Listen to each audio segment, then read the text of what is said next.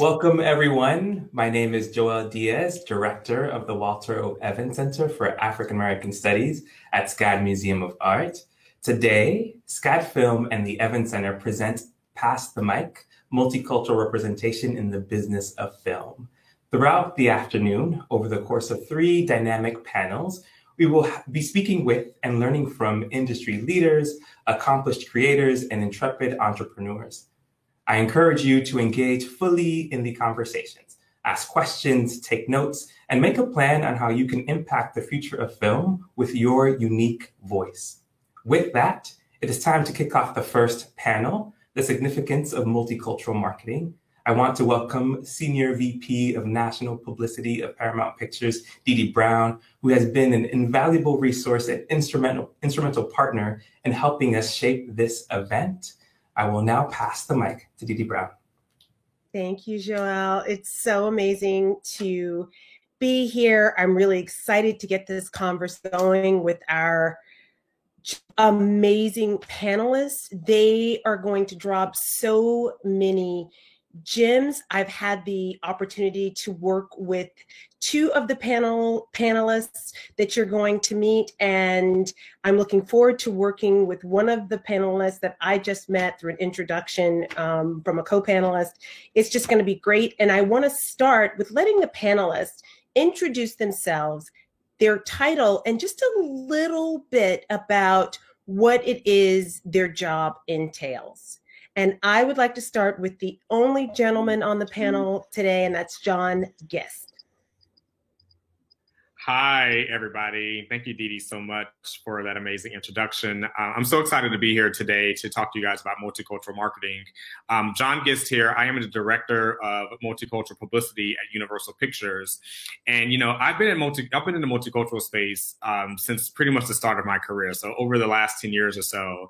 And pretty much my job is to bring our films that our studio produces and makes to multicultural audiences, African American, Hispanic, and Asian audiences. But the key is to bring our films to those audiences in the most organic, authentic ways that really connect with the audience.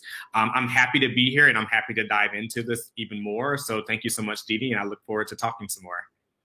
And just to give you guys a little tidbit about John, John is the brilliant marketing brain behind Great Us. There's so many, and he's going to talk a little bit more about some of those examples of some great multicultural marketing practices. I'm going to pivot over to Jennifer to introduce herself, and then Michelle, and then we'll get this conversation started. Awesome. Thank you, Michelle. Thank you, Michelle, John, and Dede for having me on this panel. My name is Jennifer. I'm an EVP and partner at H&M Communications. H&M is a boutique PR agency and marketing consultancy that specializes in developing campaigns for the U.S. Hispanic audiences, along with studio partners like Universal and Paramount and Lionsgate and different studio partners. I personally work alongside my team and our partners to craft these campaigns that are unique, exciting, compelling for our audiences. And part of our scope is PR, creative consultation, influencer marketing, word of mouth outreach, and a longer list goes to it, but I'm sure we'll get to it later on in our conversation. I'm excited to be here. Great. Go ahead, Michelle. Hello. Thank you so much for having me, SCAD and SCAD Film. And thank you, Dede, for being an amazing moderator of this conversation, as well as to John and Jennifer. I'm so honored to be here with all of you. As Dede mentioned, I am the co-founder and partner at Strategic Heights Media, which is a boutique agency based in New York City. And it's actually a combination of 2 boutique agencies. So we've been in business 8 years, but I've been working in public relations for 20 plus years. And we work with several film studios as well as television networks. So I've been in the game a very long time, and I look forward to the conversation to go more in depth about marketing and PR in film. Well, great. We're going to have a lively conversation, but I would like to start really quickly because we have so much to get to. I want to start about how you got into the industry. I think it's so key for this audience, and this is one of the reasons we all wanted to do this, because we wanted to show Black and Brown students and students overall how they can get into multicultural marketing and what that means. And Michelle, since you were the last panelist, please just share a little bit about how you got into it. And we're going to try to do this brief so we can get in all the questions. Well, I'll make it very brief. It was very unconventional. I went to college thinking I was going to be a lawyer, and then ended up going to grad school, and I have an MBA in marketing. And from there, I ended up working at Virgin Records, being the head of international, and moved to New York and kind of stumbled into starting my own company. And we could talk deeper and more involved later. But I actually stumbled into public relations, not really knowing what it was. And I've loved it ever since. So I just feel like I'm a natural fit for PR and marketing in general. But we'll talk more in detail later. I think that we'll find that that's a common thing among the four of us, because I too stumbled into public relations, and I started my career a little bit before most of the panelists, and I didn't know it was a thing. I stumbled into it much later I won't say much later, but when I was around 26. And back then there was no such thing as marketing. So that was an even newer discovery much further down the road. And I want to go to Jennifer so she can share a little bit about how she got into public relations and multicultural marketing, and then John. Thank you. I think it's a little bit of the same. I went to college for film and TV production, so I knew I wanted to be in the entertainment industry, specifically in film and TV in some way, but I didn't really know that there was a whole world out there about PR and marketing specifically. And even after I graduated, I didn't really know exactly what I wanted to do. I took a few internships during my college career, and also after. And I think it was when I met the agency that I'm at today. I've been here for 12 years, which is crazy to say. But I didn't know. I was really surprised and excited, and also kind of inspired that there was his agency owned by a Hispanic owner, that he came from all the major movie studios, from different national agencies, and he created this boutique agency to really kind of reach that consumer. And for me, I grew up as a Latina. I grew up watching novelas and listening to Mexican pop music and reading magazines in Spanish. So to me, I really wanted to find that intersection between entertainment, PR, entertainment, TV, and kind of somewhere but also in the Hispanic culture. And I kind of found a home here. So it's exciting. John? And yeah, this is all great stories. Actually, I wanted to be a film director, and throughout my entire life, I thought I was going to grow up and be a film director, which I guess I still can be. And I went to college for film, and then I took a PR class as like an elective, and I was like, oh, this sounds really, really interesting. And I took a class, and my professor at the time, she really just kind of pulled me into it. And from then on out, I wanted to do publicity and public relations and learn so much about it. And at the time, too, I was, well, not at the time, but I was obsessed with Lil' Kim as well, a female rapper who was very, very prominent growing up. And her publicist... Still is. And you still are. And her publicist, Tracy, I just remember seeing her with her all the time. I was like, who is this woman? So like just always seeing like this person that's really helping her out and putting out fires and things like that. So that was kind of like my first true introduction to it. And then, graduating from college and, getting my first internships and things like that, I started to learn more and observe more. I will say, I didn't know that there was a job that I do that even existed. I thought I was just going to be like a talent publicist or just a corp comm publicist or crisis publicist. So I didn't really know that multicultural publicity existed.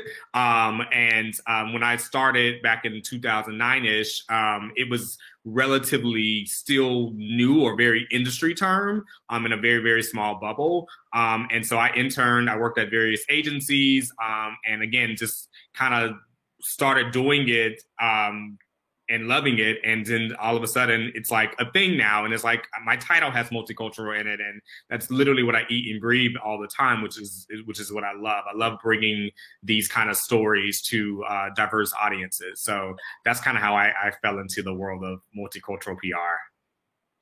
Well, let's get into the filmmaker film portion of this. And what's it like developing a marketing strategy for a film? But Jennifer and Michelle, you're both on the agency side, and so you're having to deal with internal stakeholders, external stakeholders. There's a lot of moving parts, and you're sort of working from the inside out, often working with agencies like Michelle's agency and Jennifer's agency. Let's talk about, what are some of those factors in making a really good multicultural campaign? I'll start with Jennifer. Yeah, I mean, I think it's first aligning with the client or our partners, like on who is the target audience of the movie, and kind of looking at like how do we want to market the movie. And obviously marketing should start kind of from the beginning of when the film is being conceived and when we're first thinking about what the film is. But I think it's for us specifically when we're reaching Hispanic audiences, is looking at those passion points. What are the passion points of our audience? And then looking at how we can create parallels between the themes in the movie and our passion points. And then even within those passion points, like Latinos are not all the same. So how do we even create even more niche mini campaigns within each person? So I think there's a lot that goes into it, but I think really understanding where our goals are from the beginning and our target audience, I think kind of that's one of the first things to consider. And just to piggyback on what Jennifer said, I really think it's important. I completely agree with everything she said. And if you really think about the Black and brown community, like she said, we're all not the same, but we're also the ones moving the needle and being the most engaged on social media platforms. So what I like to do when we're working with a studio partner, like, for example, working with John on a film for Universal, if possible, as far as my company goes, I like to read the script in advance or at least see an advanced screening because that gets my mind flowing. I always like to tell people, I feel like I'm more of a creative being. Being in publicity, we're creative. But of course, we're pushing out, messaging via media outlets. But I also like to be more involved, kind of combining PR and marketing together and really thinking of creative and unique ways to reach our audience because we're very vocal, like I said, on social media, and we're vocal, period. So what ways can we connect and engage with that audience to really talk about the film and say in a different and unique way? Of course, we know that we're going to go the traditional route and service a press release out to media, do a tune in if that's the case, or do an advanced screening with media. But how can we engage with the consumer, the people that we want to purchase a ticket to a theater or go and, get a subscription to a Netflix, Hulu, Amazon, etc., to watch it? So I like coming up with those additional campaigns, and I really get kind of get my mind going when I can read the script in advance or the film and really working with the partner. I think that's fantastic. And sorry to jump in, Didi, but I think what I like to call it, I like to find what is the entry point of getting to those audiences. So is it a talent? Is it a music element? Is it a cultural thematic that's in the film? So really kind of figuring out and creating some kind of strategy around what is the entry point? How can I actually get college students, or how can I actually get moms and dads and things like that? And you can get them in various ways, obviously, right? So sometimes it could be via a media partner, it could be via an event, it could be something on the ground of a grassroots perspective. So just really understanding, to everyone's point, because I think we've all been driving this home, that there are so many different levels to these Black and brown audiences. And just, again, what is the most authentic way of letting them, opening the door and letting them come in to experience our property. So I think that we have to really take a step back. And I think that goes back to the audience and really understanding that, which goes back to research and really understanding, who is this film really being made for, and who is really going to be advocates for it. Well, John, you bring up a good point about authenticity, right?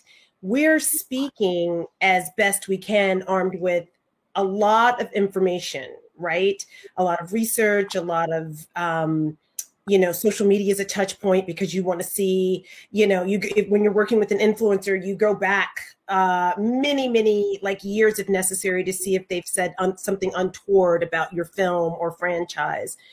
Talk about the challenges that you have maybe working with some folks within the campaign or industry who don't quite get your point of view or question your authority on how you're trying to come from an authentic perspective. Jennifer, I'll start with you, and then you guys just jump in.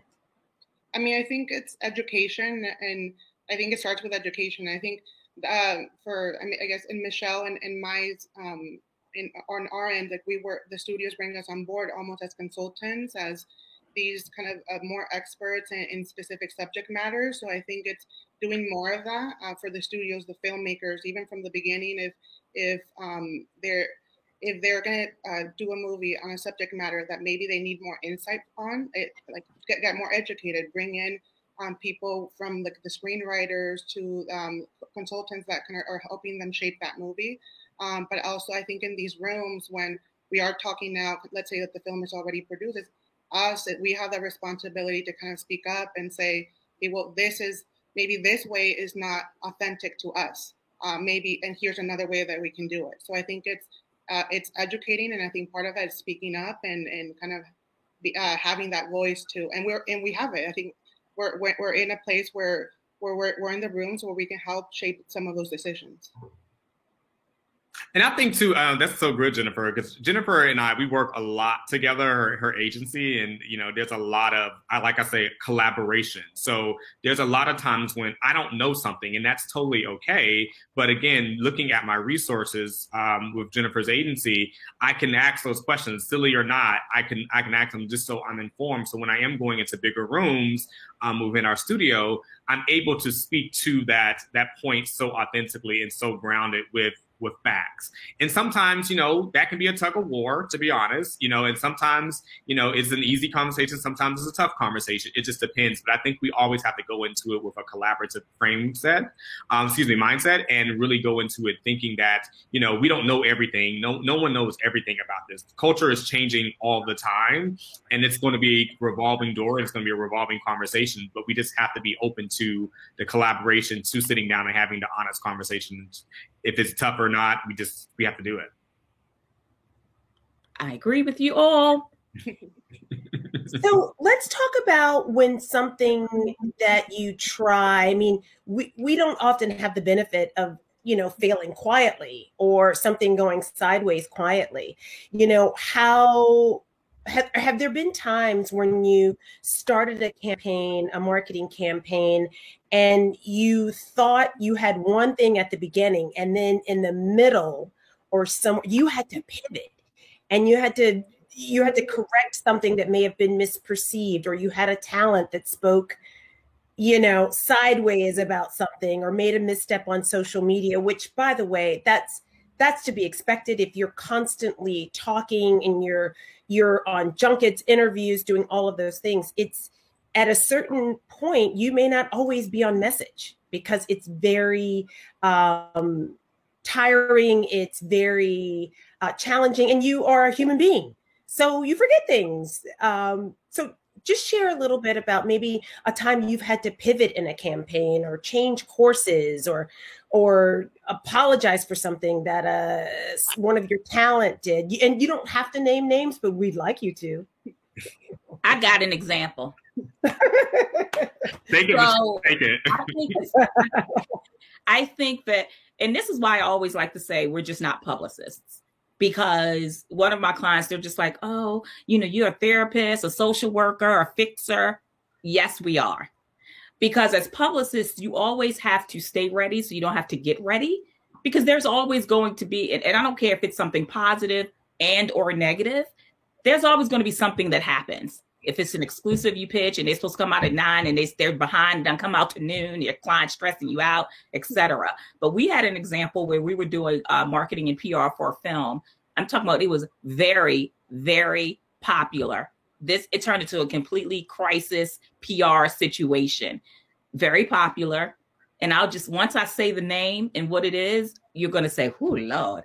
And we had to completely pivot in the middle. It was for the Nina Simone movie with Zoe Saldana. I'm just going to leave it there because that was a whole thing. But we started it out originally just kind of marketing it. And then some media people were just like, why is she playing it? Why is she darkening her skin? It was a whole, so we had to completely go from marketing PR mode to crisis PR mode. And, it ended up, we kind of softened the blow a little. And Zoe was very, very publicly open about speaking about it later on. And we had to kind of coax her into it. But that was a situation for us where automatically, had to come up with a crisis PR plan. So now we do that in advance. For every campaign we work on, we kind of think about, okay, if this is going great, just in case, if the ball drops or someone says something crazy on social media, how do we handle it? And creating, and I'm sure Jennifer and John know, creating a toolkit. So you're thinking of all these things that could possibly happen. So you're prepared and not trying to catch up and be reactionary, but being proactive instead. But that's one, like, as you guys were talking, I immediately thought Zoe Saldana and Nina Simone, because that was a crazy time. You know, I just want to jump in there and say that's a perfect example of how things can change quickly. Like, sentiment changes, and social media has helped push those boundaries, where one minute someone is on top of the world and the next minute they're canceled for something that they said 20 years ago. And there was a time when no one would question a Black actress playing a Black role. And now we've gotten into the super granular, and I'm not saying that's wrong or right, but the super micro sort of concerns within communities, which goes to show you we're not a monolith, that even today there's challenges with British Black actors playing Black Americans. Also within the Latino community, there's challenges within Mexicans also playing, or Spaniards in particular, playing Latin folks from Central or South America. And so we have evolved in so many ways with these discussions, but everything is tentative and touchy from, subject to subject. Jennifer, please weigh in if you have something to share. Yeah, no, I think, and we're going to continue to see a lot of that, because I think it's an ongoing conversation. And I think going back to your initial question, and even going off to what Michelle said, is I think it's about kind of reacting quickly. But I think it also starts with preparation. So like what she was saying, like how do we, and then also understanding what is our product now, like who are the people that are going to be on the screen, or will there be challenges? May there be a challenge? And us kind of as consultants kind of raising those flags early on. So when and if, and hopefully it doesn't happen, but if it happens, we're ready to kind of pivot quickly or have a response, and also looking at are there ways that we can also highlight other things that the companies are doing that are in the I guess that kind of can soften a little bit of what that situation is. Yeah. And I don't really have much to say because I've had a lot of those moments, but I don't want to call anybody out. But I think that's where it comes, the importance of, when I have a film, I try my hardest to, especially when bringing on agencies, and just for my own self-fulfillment and knowledge, to really take a deep dive from a cultural perspective, from a cultural lens, to reading scripts and seeing this film and saying, like, what can my potential problems be? Mm-hmm. And then 9 times out of 10, I flag those potential problems. They ended up happening, and then there's like a big, storm happening and brewing over and over and over again. So, I guess that's just a job sometimes. But at least, I try to be, especially with my partners and my agencies and my team, I try to be as mindful of that as possible, because like the story that Michelle is saying happens quite often, you know what I mean? So especially nowadays, and once Black Twitter gets a hold of something, they will tear it apart, and you go into crisis mode. You literally go into crisis mode to protect yourself from Black Twitter, which we have ever said that 10 years ago. So it's crazy how times have come where there's a lot of sensitivities, there's a lot of walking on eggshells, and there's a lot of accountability to get things right, most importantly. So filmmakers, marketers, studio execs, agencies, all are being held accountable for the projects and things that we work on. And we have to be able to speak up and speak out about those things, to try to change and try to shift the narrative of whatever we need to do when those things happen. And I'm sorry. I'm sorry. I just wanted to chime in. And I think also, because some of these situations happen with casting. So I think that kind of, raises a point that we should, that in general, I think, and we are moving in this direction, that casting right. If there's a concern, maybe it's the wrong choice, or maybe there's a different choice that we can make. So I think it's, part of that conversation that's continuing to happen. And too, Jennifer, the conversation of who's able to tell whose story is a big thing as well. So, again, very much conversations that have been happening over the last few years of holding people accountable for casting, holding people accountable for who, are you deemed necessary to tell the story properly? And, I'm not saying it's right or wrong, but there's this conversation around that. So we just have to be able to participate in the conversation and, again, be marketers and strategists around how to pivot it, because our jobs are to sell the movies at the end of the day. And we have to bring in audiences at the end of the day. So how do we do that the most authentically? And I think just to add on to what you, John and Jennifer just said, that's why it's important as publicists. We're used to getting the finished product, right? You get the finished product and then we're there to promote and publicize it. But that's why it's very important, like you said, Jennifer, during the casting process, being involved in those conversations early on, especially now, and having an opinion and really having that brainstorming session where you're sitting down like, you sure you want to choose that person, but really kind of being involved from the beginning and not just being brought in at the end. Yeah. Well, you guys bring up some really interesting points about strategy, right? It's not just publicity, because there's so many other tenets that support successful movie marketing, correct? Publicity tends to be the catch-all for all the reasons that Michelle has stated. It's crisis, it's proactive, it's reactive, it's so many things. You're dealing with talent, filmmakers. I know as part of my job at Paramount is to really communicate the beats of the campaign and strategy to filmmakers, but also oversee talent relationships.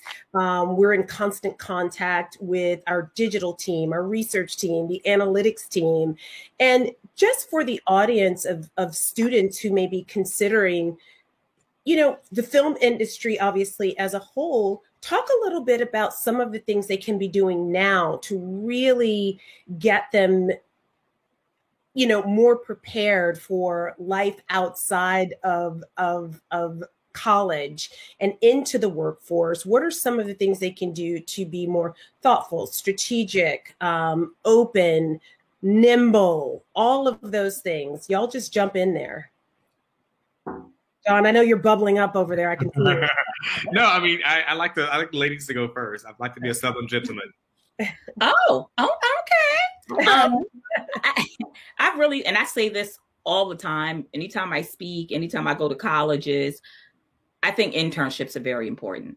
I think if you're a student now, you should have an internship every summer, or if you're able to do it throughout your semester of learning, that too.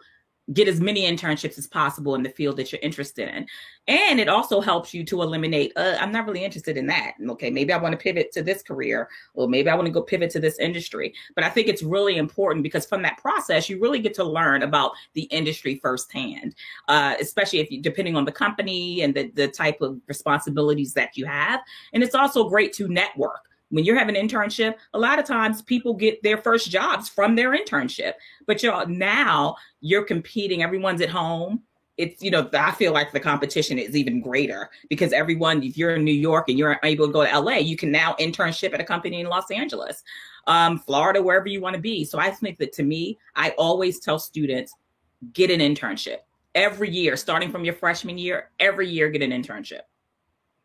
Yeah, I agree. Internships are so important. I mean, I had a number of them in my career. And I think the biggest things I walked away with from my internships was the expansion of my network, as you mentioned before, Michelle. Like, what's the point of you doing internships? And you're like, okay, I worked at Turner Broadcasting, which I worked at, but like, who are you still staying in contact with? Who are you still connecting with over LinkedIn or social media or whatever platform it is to just, hey, I'm doing this. Hey, I'm doing that. Just to stay top of mind, because opportunities come all the time. And it's just really good to just have that person there. Mentorship is very, very important in this space, like especially for Black and brown people, because there's not a lot of us here. So it's really good to really have a foundation of a mentorship. When I started out at an agency called Ally Integrated Marketing, a lady named Carolyn Sloss, chose me. I didn't even know that she was choosing me, but she chose me, and she literally groomed me to this in this world, and she's been an advocate for me. She was the reason why I moved to Los Angeles. She was the reason why I got a lot of my jobs and careers that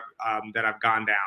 And that's someone who, in hindsight, like, she's always been my mentor, but like probably within the last 5 years, I just started calling her my mentor. But she's definitely been that from the moment I started at her agency in 2009. So I think it's about internships, it's about networking, it's about mentorships, and it's about just being intentional about what you want to do in this industry, and understanding that it's not going to be a cakewalk. It's not going to be a nice little walk in the park with your dog. It's not going to be nice and pretty all the time. It's going to be very stressful. The money going to suck sometimes. It's going to be crying days. It's going to be all those things. But there is a light at the end of the tunnel. Like, John Gist 10 years ago to John Gist now is a completely different person and a completely yes, John.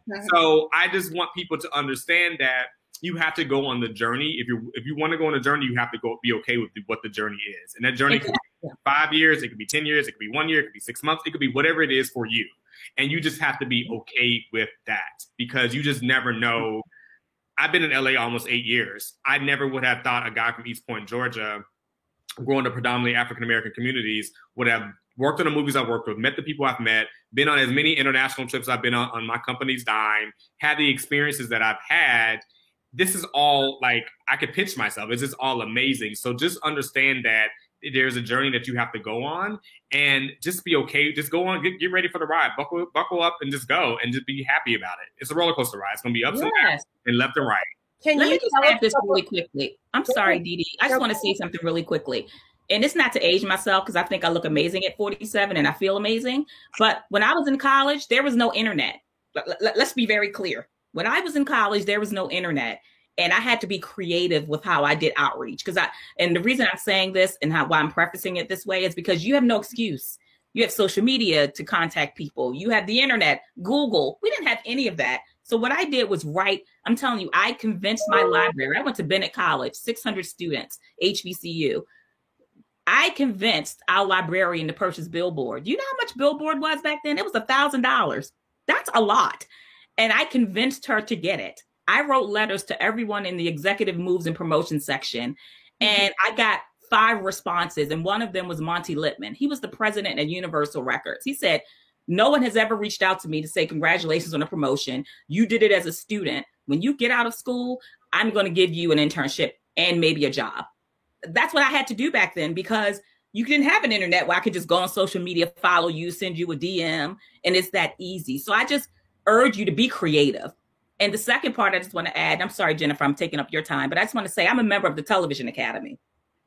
I just did a judging panel for internships. Do you know how many we had for public relations? And it annoyed me.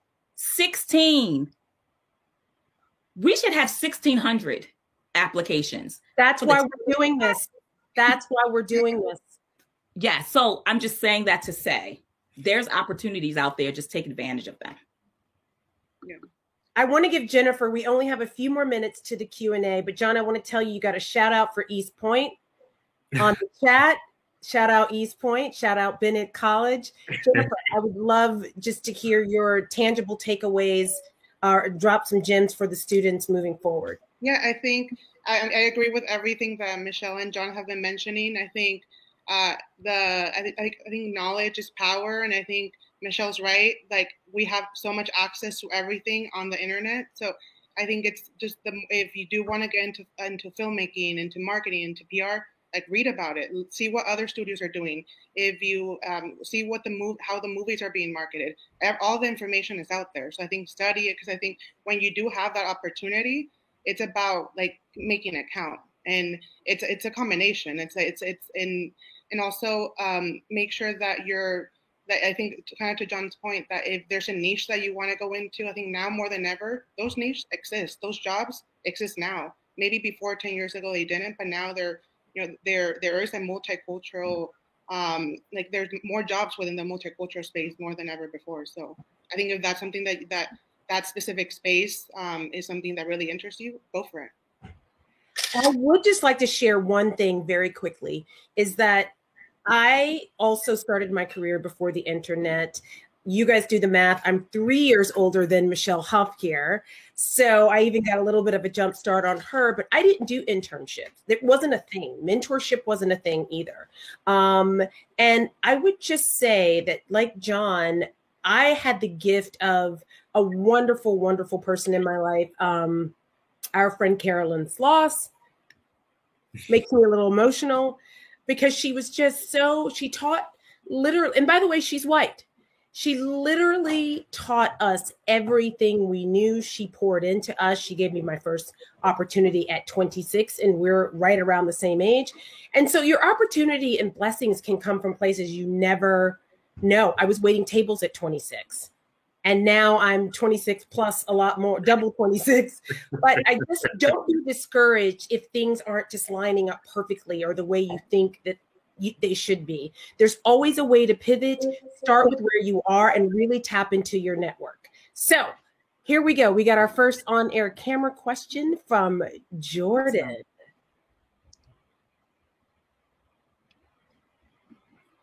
I hope I did this. Hi, Jordan. Hi, my name is Jordan Paulden, and I'm a junior dramatic writing major. Yeah. So my question for the panelists is, when marketing a film about a multicultural story, is it difficult to not label them? So for example, a lot of the marketing and publicity for Queen and Slim, they were labeled as the strong Black couple. So when marketing a film about a multicultural story, is it difficult to not label them? Well, I know someone who could take that question since he is the mastermind behind that campaign. Hi, Jordan. Nice to meet you. Yeah, I worked on Queen and Slim very heavily, and that was very intentional. Black audiences were the lead audience on that film, and from our filmmakers wanted to always start with them. So they wanted to have these two dark-skinned male and female leads of this film and really just lead with that and go with that and really lean heavily into our marketing with that. So I think it depends on a case-by-case basis. I would say for me, I think that looking at multicultural films now, like One Night in Miami or Ma Rainey's Black Bottom or Malcolm and Marie, a lot of films that have come out recently, I think Black stories, very different Black stories. Studios and streamers are leaning into those a lot more. So they're not shying away. So I think that depending on the film, the property, the studio, you can, it could be an asset, 100%. And it can really be something that we do. I know for a girls trip, 4 Black females going to Essence Festival, having a girls trip, was a big crossover film, but we still wanted to hone in on the fact that these are 4 Black successful women, that are just existing, not any kind of drama or not any kind of issues going on. They're literally lifelong friends. So I think, again, case by case basis, but I think over the last few years or so, we've definitely been, going heavy on, not heavy, but just going authentically on whatever the story is. Great. Okay. Hope that answers your question. Awesome, Jordan. And Thanks, your Jordan. Is rocking right now. Love it. Our second question is from Rob. Hi. My name's Rob. I'm a senior animation major. And my question is, so there have been instances in the past of projects kind of being dismissed as pandering by both supporters and detractors. So I'm just wondering, what are some ways to address those kinds of preconceptions, but while still advancing a message about inclusion and diversity? It was a little hard to understand. Dee, can you repeat the question, or do you know what Rob said?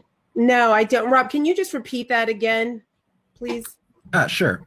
So there have been instances in the past of projects being dismissed as pandering by both supporters and detractors. And so what methods are there to avoid those or address those kinds of preconceptions, but while still advancing the message of inclusion and diversity?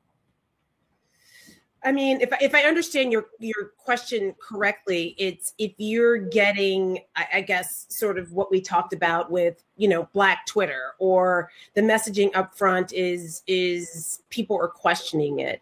I think per sort of what Michelle said about the challenges that she had on one of her projects, it really is sometimes about just pivoting.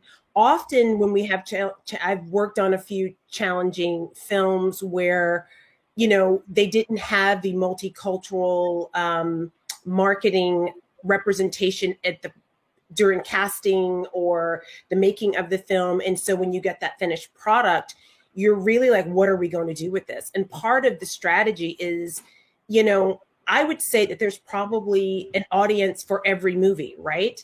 And it doesn't mean it's the entire Latin audience or all Black folks have to like Black movies. That isn't true. And I think Queen and Slim is a great example of that, because they knew early on, and I'm not trying to speak for you, John, I'm just using this as an example, that there was an audience, a Black millennial audience that was for that movie, and they doubled down on their marketing for that. So it's about finding the right audience, those folks who maybe early on press folks who really love the movie and want to support it. They either have a personal connection to the movie, the filmmaker, the writer. So again, back to what Michelle says, we're more than just publicists. We're also strategists. You have to find that commonality, that through line, and how are we going to sell this movie authentically to the right audience? And sometimes that's not broad, that's very narrow. Anybody else want to weigh in? I think you hit on something right now. When my mentor always told me, it's about reaching the people that count, not counting the people that you reach. And I think there's a lot to that, because I think, and because it's not about trying to reach everyone. Like not every movie is going to appeal to every single person, even if it's a Latino movie. It's not going to reach to everyone. So who is that target demo? How can you make a film that is authentic to that person? And then that will kind of diminish some of the things that can happen on the marketing side. And also, kind of to John's point earlier, is getting the right people to put that story out there. Did anyone else want to weigh in? Okay, great. So there's a question in the chat that I'm going to read from Anna. She says, what are your opinions surrounding older films that are beloved, but may push cultural stereotypes or rewrite history, such as Aladdin or Pocahontas? I know several people who have completely canceled those films, but I, for one, consider these movies still beloved, albeit inaccurate. Should we love these films in spite of the eras, or completely ignore them because of their inaccuracy? That is a loaded question, and it's so good. Everybody's nodding their head. Jump in. It's just difficult because again, I think it adds on to what you were saying, Dee Dee, for the previous question. You're not going to please everyone. And I think now that everyone now is being more outspoken and vocal about, you take Dr. Seuss books, for example. Hello, we just canceled like 2 or 3 of those. And growing up, it was just like, oh my God, Green Eggs and Ham, like all of those books were books I grew up on. But back then it was a different time, as far as that's what you saw. So you saw it, accepted it. And it's the same thing, I think, with Aladdin and Pocahontas. I think that, like Anna said, these are things that from our childhood, we grew up like, oh gosh, Pocahontas and Aladdin. And now that we're older, or now that more information is being provided, you're looking at them like, ooh, some of the storyline is a little, But I appreciate those conversations. And again, I think it's more so from a studio and or television network perspective or streaming platform. I think it's important to still share the stories and give different perspectives. Like Dee Dee said, everyone's not going to like everything. Just because we're a Black community, everyone's not going to like a Black movie. It's the same thing there, but I don't think that they should be silenced or canceled. But if you don't want to watch it, don't watch it. But I'm not going to ban or cancel someone's creativity. That's my personal thoughts. And I would say also it's about how we can, moving forward, maybe learn from these past projects, and it's applying that, whether it's on the filmmaking side, the marketing, the PR. I think it's kind of how can we continue to evolve that now that we do have more information and people are more informed. I mean, I think you also have to, and I think what Michelle and Jennifer are saying is very valid, but I think you also have to understand too that that was a particular time in history. And, you know, that doesn't justify it, and nor does that doesn't, you know, make me say, oh, I just love those films either. But I mean, like, think about The Birth of a Nation. I mean, it is a film that is literally built on racism, but it also is looked at as a historical piece of content, of just how film has evolved. So I think you have to have the right set of lens on, so as you're watching it. If you're watching it as just pure entertainment, that is okay. If you're watching it as, okay, I need to learn something from this piece of content to not ever do again, that is also okay. And it could be in between as well. So I think audiences just have to kind of, like Michelle said, some people are going to be here for it, some people are not going to be here for it. And that's okay. You just have to, you know, again, walk away with what you think you need to walk away with it from. Agreed. I think we might have room for one last question. And if it's from who I think it's from, it's the perfect way to end this chat. It's from Fabian. Fabian wants to know, how do you think the multicultural audience's behaviors will change in the post-pandemic period? And how will marketing have to pivot? Is that Fabian from Universal, Fabian? Yes, it is. I'm not sure. I wish he was on screen with us right now. That is 100% my boss, and that everyone on this call has worked with in some capacity. And a brilliant marketer, not just multicultural marketer, just a brilliant marketer, and all around just amazing. The way he thinks is amazing, and he is. I really wish he were on screen right now.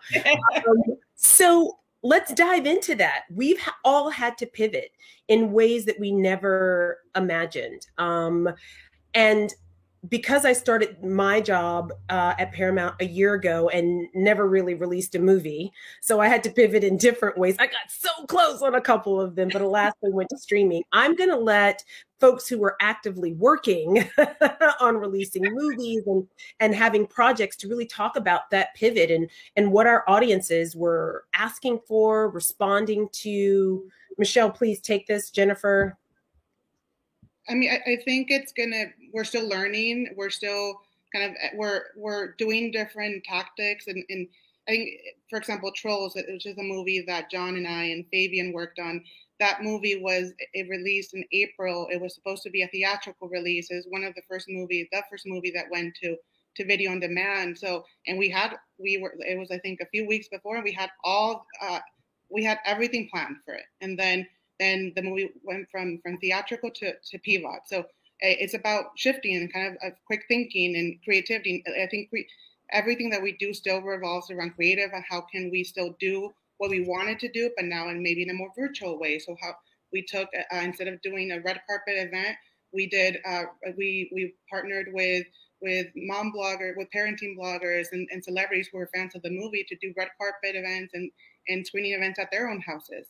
So it's about kind of finding different ways that we can still get that same outcome, but in a different way. And I think it also challenges us to kind of step outside of maybe our comfort zone and just look at different ways that we can do it. And even platforms like this, we're kind of having to use Zoom and Paragon and all these different platforms to kind of get our message across.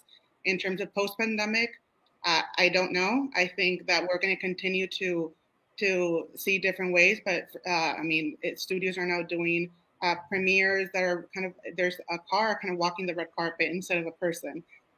There's different ways to be innovative that we can still accomplish the goal. And Warner Brothers, for example, released Tom and Jerry last week, and Hispanic audiences were the number one in terms of the demo that turned out in theaters. So I think that's something. It's something to learn from too in terms of is the multicultural audience going to the theater? So I think that's something that we'll continue to see as movies come out. And I think everything Jennifer said was spot on. And hey, Fabian, I think that I think one thing we know is that audiences are dying for content. They're dying to have normalcy. So whatever way that we can play a role in that, to Jennifer's point about Hispanic audiences are going back to theaters, people are slowly inching themselves back as things are starting to change and go back to whatever normal looks like. They're slowly getting back to that life of comfort. And I think that we as marketers have to be okay with that, because we're going to have to be able to start pivoting as well back to different things. Like, you know, there's a pre-pandemic, there's a pandemic, and there's a post-pandemic way of marketing stuff. And it may be a hodgepodge of the two. There may be somewhere where we're combining all of these efforts in together, but I think it's just an ongoing conversation. It's an ongoing, you know, we may get it right, then get it wrong again, and then get it right again. I think it's this very trial and error for right now. Didi's looking at me, so I think she has something to say. You're wrapping me up? We have to wrap. Oh. That was our last question and answer for this session, but we're not done yet. I'd really like to thank my co-panelists, John, Michelle, and Jennifer, for joining me here at SCAD today to kick off this important conversation. Next, I'm going to pass the mic to entertainment journalist Jill Monroe, who is going to bring more exciting guests to the stage to talk about project development and distribution. To our wonderful audience, thank you for being so engaged, and stay right where you are. We'll be right back with the next session. Thank you, guys. Thank you.